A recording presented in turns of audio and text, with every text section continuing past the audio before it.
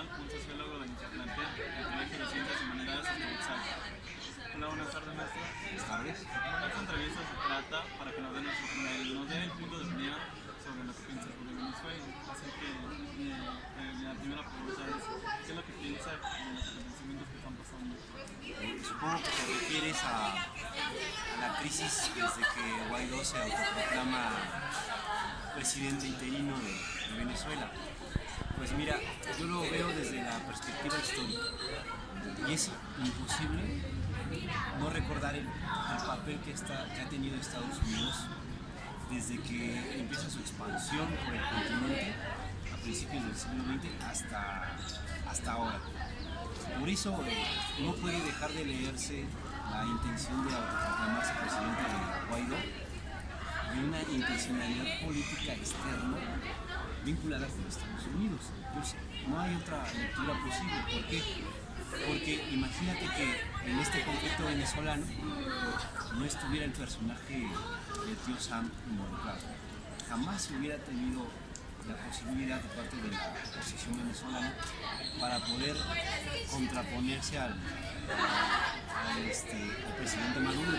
Entonces, no hay posibilidad de entender el conflicto si no es vinculado al panorama internacional, en el cual obviamente tiene mucho que ver las reservas petroleras que se encuentran en Venezuela. Pero usted, basado en su punto de opinión, apoya más a Maduro, a Guaidó, ¿qué es lo que piensan? Mira, yo pienso que lo importante es recordar precisamente el injerencismo de Estados Unidos, aunque realmente es totalmente criticable el gobierno de Maduro. No es posible, por ejemplo, auspiciar lo que está tratando de hacer Guaidó, porque realmente hay una porción importante de la población venezolana que respalda el proceso de la revolución bolivariana. Por eso, más que decantarse por uno o por otro, lo que sí se tiene que dejar bien claro es que no es posible auspiciar o justificar el claro intervencionismo de Estados Unidos. Eso sí es lo que tiene que dejarse sentado desde el principio. Y número dos, yo creo que Maduro ha dado pasos interesantes e importantes para poder resolver el conflicto de manera pacífica. Él es quien hace un llamado, por ejemplo, a la comunidad internacional para que intervengan y entonces se entable un diálogo entre Maduro y Juan Guaidó, Guaidó no se llama, sí es Guaidó. Sí. Y también es un llamado al Papa, es decir, quien ha estado tratando de establecer el mecanismo para resolver la crisis por medio del diálogo es Maduro, ¿sí? Y quien ha estado reiteradamente esquivando estos mecanismos es Guaidó. Entonces, desde ese punto de vista, y solamente desde ese punto de vista, creo que Maduro ha tenido una estrategia política mucho más adecuada que Guaidó, ¿no? Y los que tenemos la perspectiva histórica del imperialismo de Estados Unidos, por supuesto que vemos en las propuestas de Maduro algo que podría desarrollar favorablemente el conflicto. ¿Pero por qué cree que se está dando la crisis, por ejemplo, ahorita que no hay luz, o que hace falta comida, o todo ese tipo de crisis? ¿Por qué cree que se está dando? Porque realmente creo que eso fue por el gobierno de Maduro. Tal vez tuvo que intervenir Estados Unidos en ese conflicto o en esa crisis, pero ¿por qué cree que se está dando? Mira, yo la verdad creo que sí hay una crisis evidentemente económica difícil, pero los medios de comunicación se han encargado claramente de hacer ver como si la situación de Venezuela fuera insostenible. Y yo creo que eso, por los medios de comunicación alternos que han podido estar en Caracas, es muy fácil de contrarrestar. Cuando van los medios y recorren las calles de la capital de Venezuela, ¿no? De Caracas, no te encuentras con el mundo apocalíptico que parece que sí hay cuando ves las noticias de Fox News o Televisa o TV Azteca. ¿Dónde está el apocalipsis?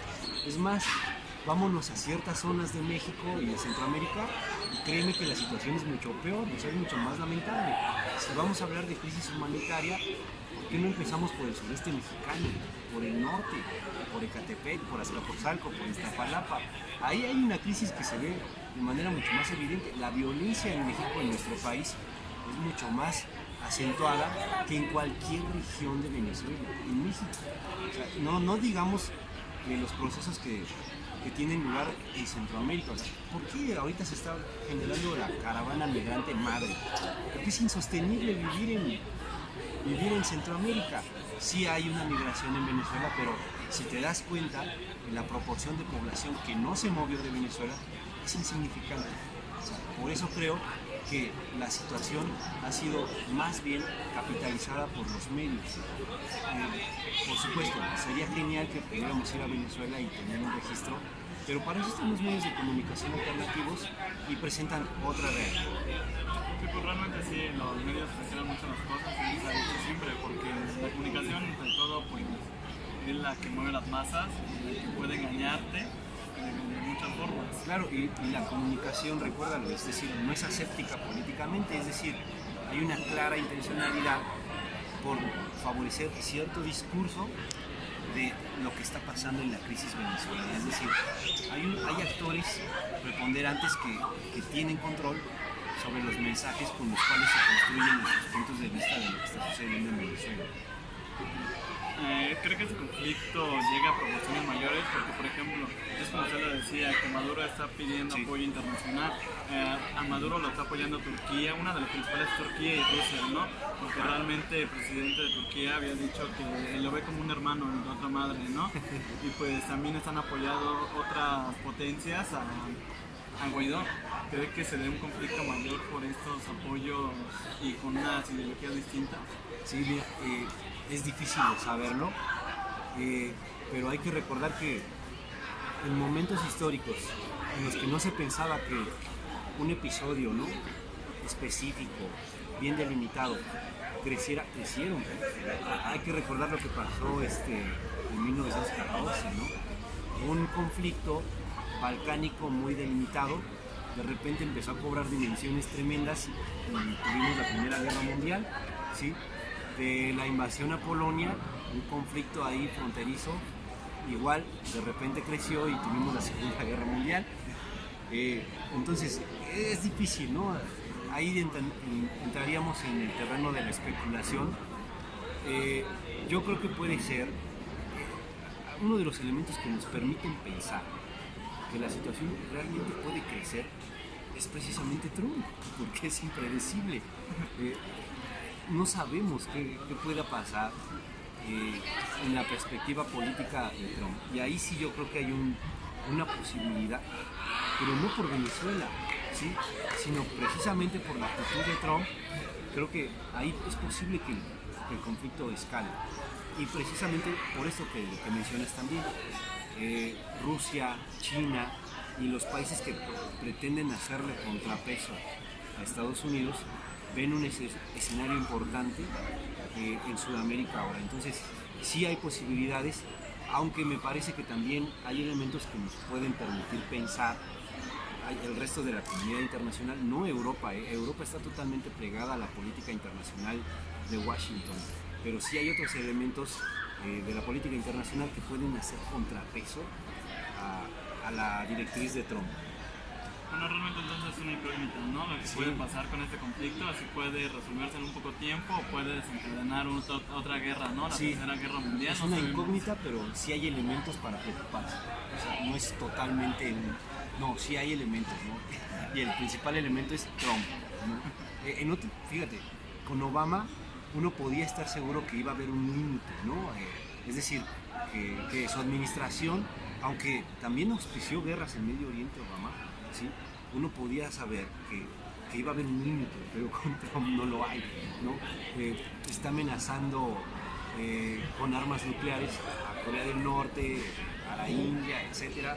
Entonces, esa es la posibilidad de que el conflicto realmente escale, y ahorita Trump está saliendo de un momento de popularidad importante, ¿no? Y lo vemos inmediatamente con su postura radicalizada ante el conflicto fronterizo que tenemos con Estados Unidos. Es decir, para ellos ya no hay otra posibilidad de cerrar la frontera. Entonces, ese tipo de actitudes te da una idea de lo que podría pasar también con un conflicto con Venezuela.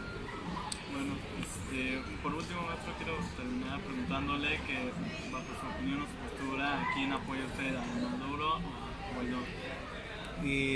Mira, sobre todo, creo que la última postura de Maduro ante el conflicto, que fue buscar el diálogo, eso es lo que a mí me dio los indicios de que allí estaba una posibilidad importante de solución. Mira, con Maduro yo tengo distancias. Con quien tenía una simpatía realmente más estrecha era con Chávez, ¿sí? Con el líder antecedente a Maduro. Creo que su postura indudablemente era valiente y sobre todo marcaba una diferencia estratégica internacional. Es decir, antes de Chávez, difícilmente un país latinoamericano podía buscar una orientación a su política económica, política social, distinta a la que marcaba Estados Unidos, pero cuando llega Chávez ya hay de dos sopas, ¿no? Ya hay otra forma de hacer política, de hacer economía, de hacer diplomacia, y es la que encabeza Hugo Chávez. Ahora, cambia con Maduro, por eso es más difícil, digamos, identificarse con las políticas actuales de Venezuela.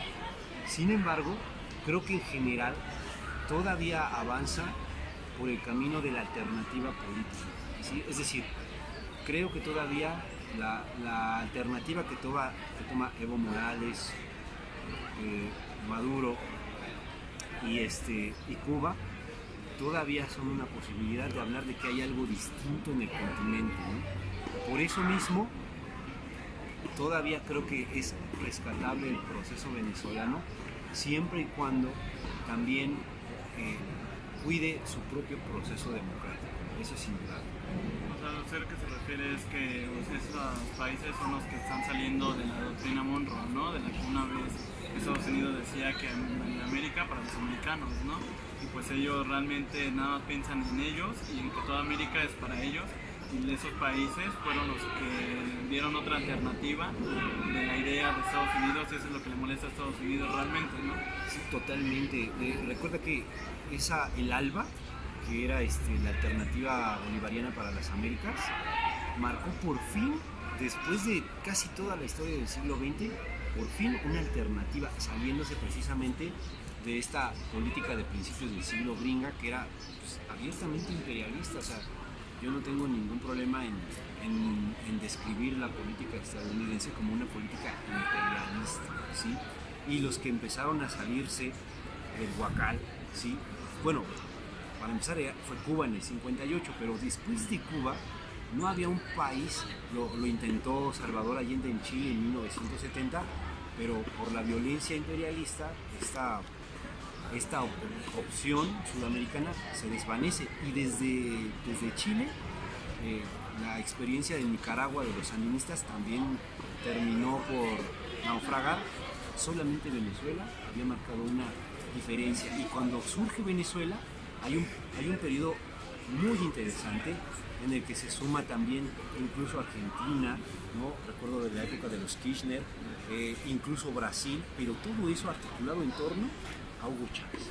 Por eso a mí se me hacía un proceso tan importante, que le está costando trabajo a Maduro continuar y que lo está haciendo con costos graves para la democracia, ¿no? Por eso, insisto, por supuesto que la idea de la política de Maduro es popular, ¿sí? Es independentista, y eso por supuesto que lo apoya, pero tiene que cuidar que no se vaya, que no se sacrifique, que no se sacrifique el proceso democrático.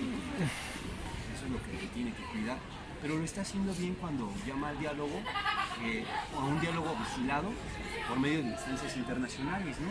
De hecho, nuestro país, junto con Uruguay, estaban proponiéndose para mediar. El diálogo era fundamental, y lo está buscando con la mediación del Papa, ¿no? Entonces, ahí hay un punto muy grande que gana Maduro a nivel diplomático, porque está aceptando que sea un diálogo observado por instancias neutrales. O sea, ni Uruguay, ni el Papa, ni México tendrían interés en apoyar irrestrictamente a Maduro, para nada, ¿no? Bueno, maestro, pues muchas gracias. Creo que esta entrevista fue muy importante, ya que pues la mayoría, nosotros hicimos una encuesta y la mayoría de las encuestas pues siempre, si le preguntan sobre Guaidó o Maduro, se van sobre las noticias. Sí, y es lo que ustedes, lo que también estaba diciendo, que lo hacen de ver de una manera que no es.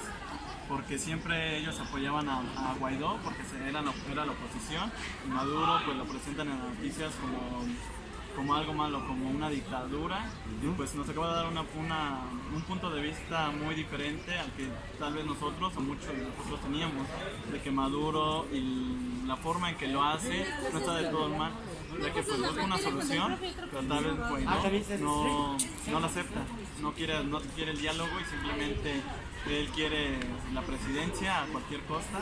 Y pues ese es el mayor conflicto que se está dando. Sí, claro, en y estos más momentos. cuando sabe que tiene el respaldo total de Estados Unidos, ¿no? Es decir, el mismo país que está encarcelando gente en la frontera y tiene también el respaldo de Brasil, de Bolsonaro, es decir, un sujeto que ha dicho que hay que matar a los pobres. O sea, ese es el respaldo de Guaidó. Hay que preguntarse por qué ese tipo de políticos están respaldando a Guaidó. O sea, esa sería una duda muy sensata, ¿no? Bueno, sí, eso creo que queda de preguntarnos, investigar, ¿no? Más que nada, porque pues es lo que no nos damos cuenta, de que simplemente nos vamos más por las noticias o por unas cosas y no nos ponemos a investigar, a leer. Y por eso es bueno preguntar a un sociólogo o a alguien conocedor, más que nada leer para informarnos nosotros mismos. Pero pues muchas gracias, maestro. Sí, de nada. Esa fue la entrevista. Gracias.